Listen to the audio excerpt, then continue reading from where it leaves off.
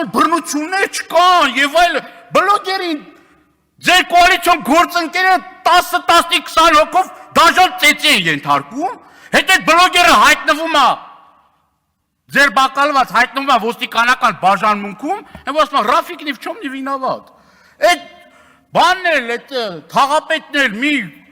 երեք գործակարգավորական հանձնաժողովի նիստում ներողություն ախնդրում Տիգրան Ավինյանից։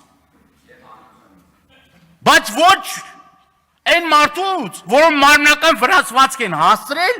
մարդուն տեղափոխել են հիվանդանոց, գլխուղեղի ցնցում ստացել, այդ մարդն մինչև հիմա պաշտոնավարում է։ Ու դե դրանից առաջ ամենակեղտոտ հայոյանքներն է հնչեցրել հենց այդ բլոգերին, այդ ամեն ինչը սկսել է հենց դրանից։ Հենց ամեն ինչը սկսել է դրանից։ Եվ ոչ մեկ իրավունք չունի դրանից հետո պաշտպանի, ասում է դե սադրել են, ինչ անի, ասում է, խեղճ թաղապետ ինչ անի, եկել են սադրել են, ստիպված ասում է ծեծել են,